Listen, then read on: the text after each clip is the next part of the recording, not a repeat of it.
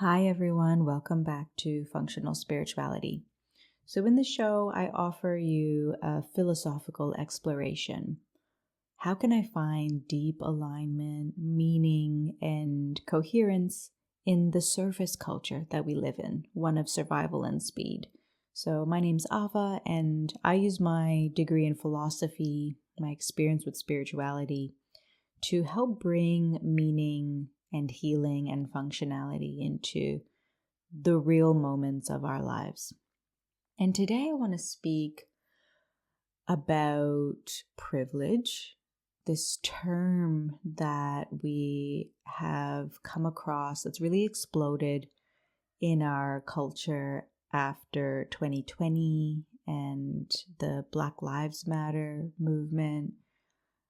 A term that's been part of a movement of greater awareness of inequality, but one that I have found to be problematic, where it's been kind of hijacked by all kinds of unskilled voices, both colored and white, that's perpetuating harm in the name of justice. And I've sat on this topic for a while because my intention would never be to disarm any movement towards equality.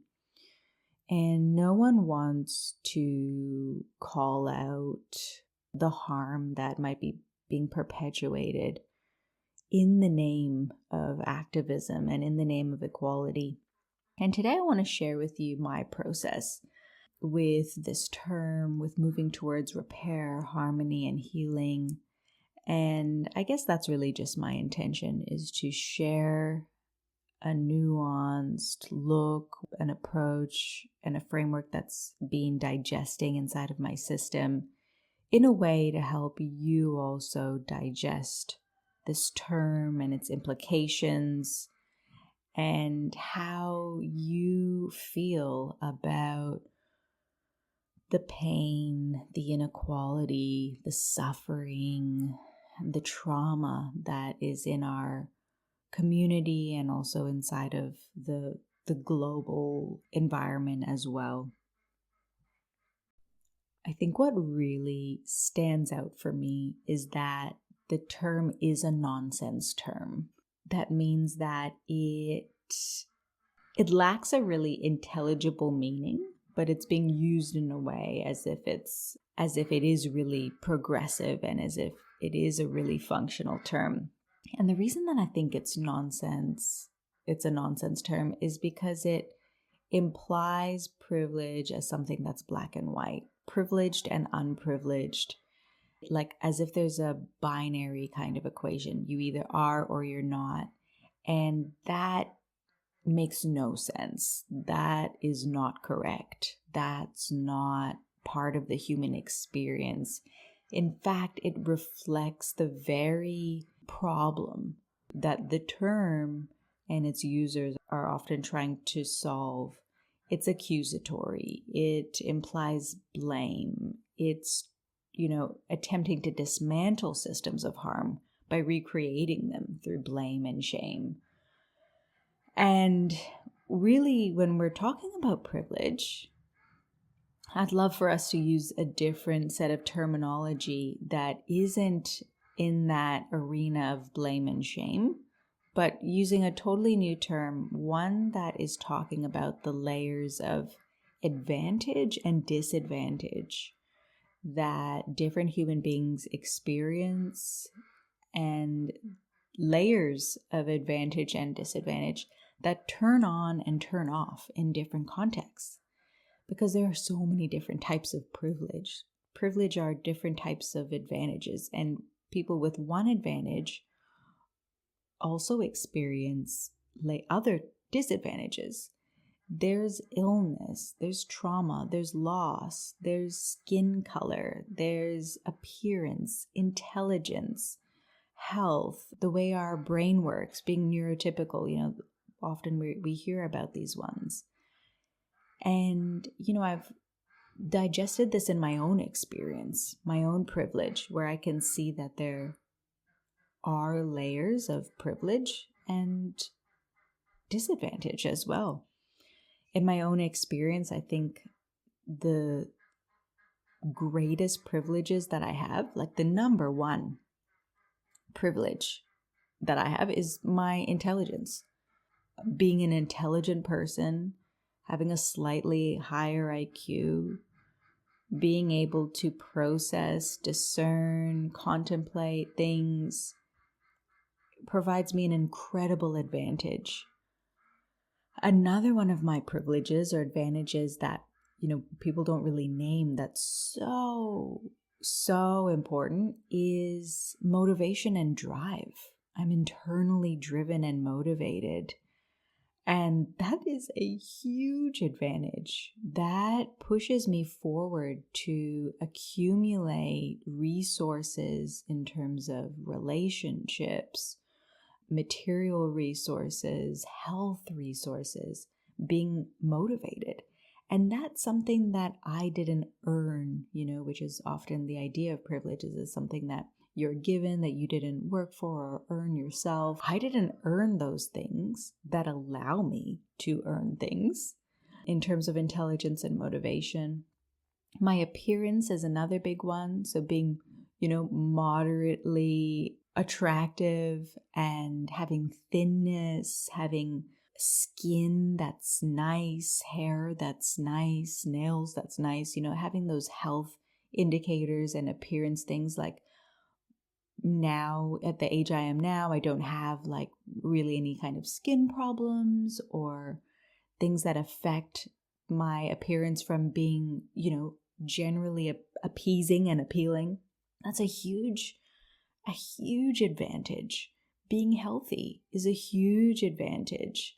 And yeah, my intelligence and the way that I've accumulated and sought out and processed information in my life is massive. These are the biggest advantages. I don't consider my skin color, I always say that I'm white passing, and then some of my friends laugh at me like there's no way that you're white passing. But I've never really considered myself to experience racial inequality. Yet when I was younger, still some of the most painful experiences I've had in my life, in my developmental years, because they're exaggeratedly painful, have been around being a different ethnicity, coming from a different religion, coming from a different ethnicity in a Christian, predominantly white school.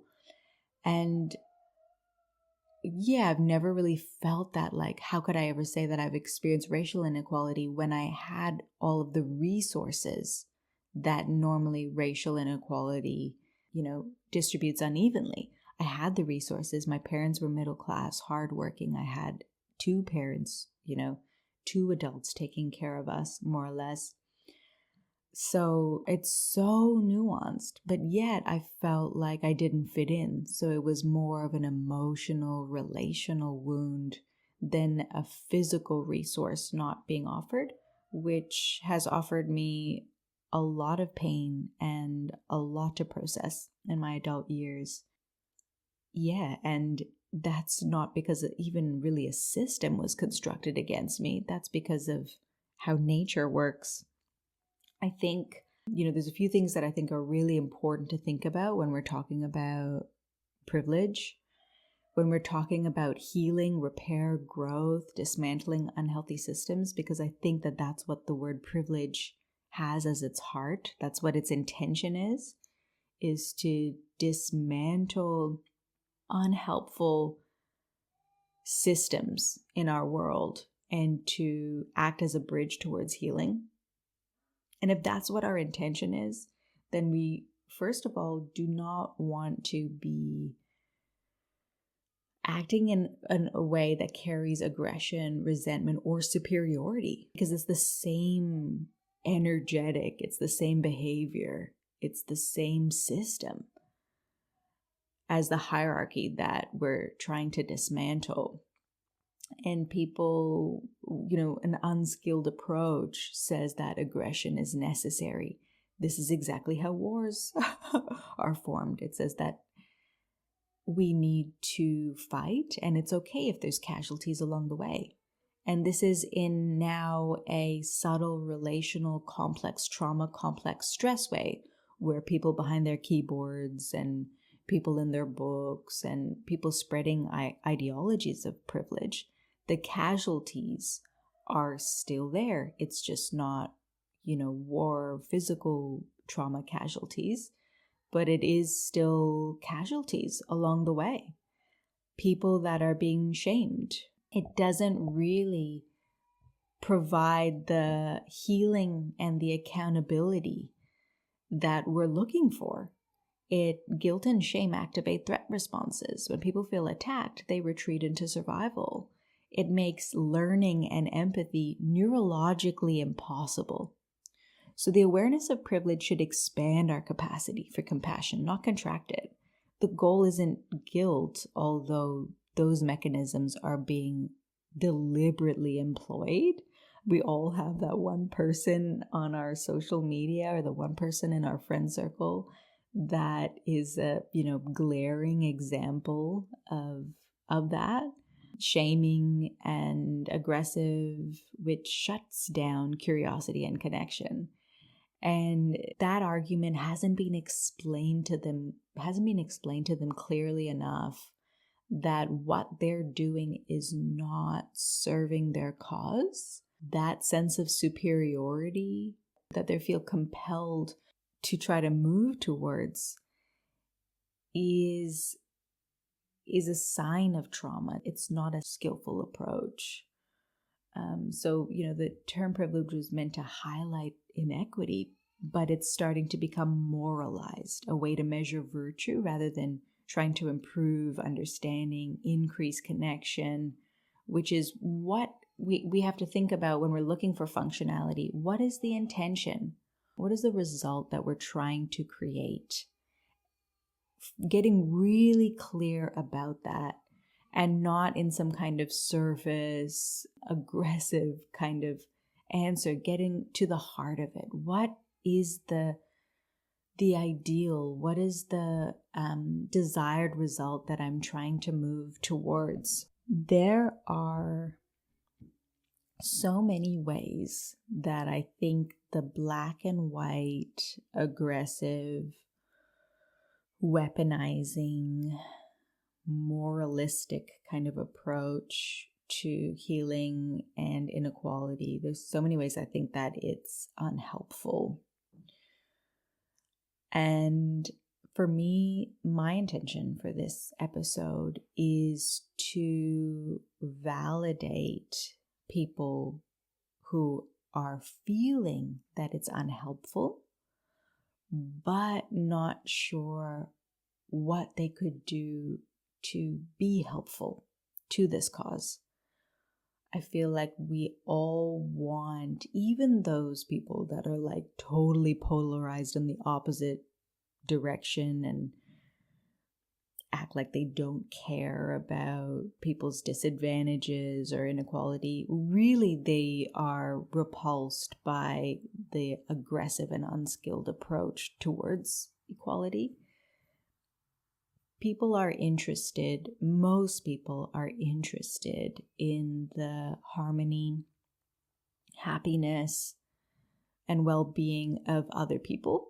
And they'll be interested in that to different degrees in terms of what they need to do and compromise in order to support that. So we want, for more or less, we want other people not to suffer. We don't have a desire for other people to suffer when we really get to the heart of it. What I want to do in this podcast is to validate that your approach does not need to include you feeling shame and blame and guilt. In fact, that is going to hinder your approach. So as much as you can do to remove that, process that, and get rid of that, because that's being inflicted on you in a cultural way. And it's not natural, really, for us to feel that. Your job is to, as much as possible, remove resentment, guilt, shame, process that, find out where that exists inside you, ask it questions. Why is this inside me? What do I feel about this? Why does this hurt? So you're trying to reduce that as much as possible.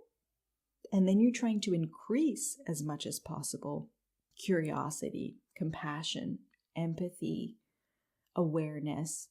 And we do that in a few different ways. So increasing our nervous system capacity is the number one way to be a part of the change, in my opinion. The issues that we're trying to dismantle, the issues that we're trying to address, are founded on the competitive, survival, dysregulated mode. Bringing safety into your system, finding ways to be a self-regulated, caring, co-regulating member of your community is, according to me, the number one piece of activism that you can do. Because already that's having a massive effect. One person is being offered that healing and care. Then everyone around you is also being co-regulated to that same degree. But then also the activism, also the action and systems, the systems you're involved in, all of that is infused with the capacity, the clarity, the correct mode, a mode that's aligned with what it is that you want to heal. So just recapping, firstly, addressing, removing, and resolving, investigating, and healing guilt and shame inside of your own system. Second is increasing your own healing. Work on your nervous system capacity and your own sense of safety. Third, look at ways that are interesting to you to uplift the collective. What is your way right now of supporting other people and their disadvantages? How can you creatively support other people? Is it through donation? Is it through volunteering? Is it through different, how could you care for other people? How can you share resources? How can you build awareness, study and learn and research about the inequality? And I feel like people that just take action before any of these steps are potentially adding to the problem. It is important that we expand our awareness of systems, learn how safety is distributed, who's left out, how can we align our choices to support more balance. We have a lot on our plate, as each one of us has layers of disadvantage and layers of advantage. We want to be working on that imbalance inside of ourselves, and that being a priority, as well as working on the imbalance outside. And it doesn't mean that you shouldn't go out there and take big action, join a rally, make a big donation, donate part of your salary, volunteer somewhere. It doesn't mean that you shouldn't do that. That's part of that step. That's do what you feel interested in. Do what you feel aligned with and motivated towards. We should absolutely do that. I'm never saying to not do that.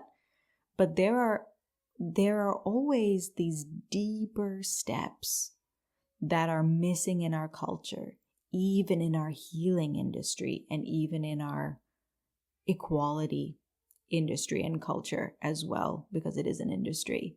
Even in that equality, the culture of equality, there are those deeper steps of coming into alignment with our intention. The idea of the functional approach is coming into alignment with our intention.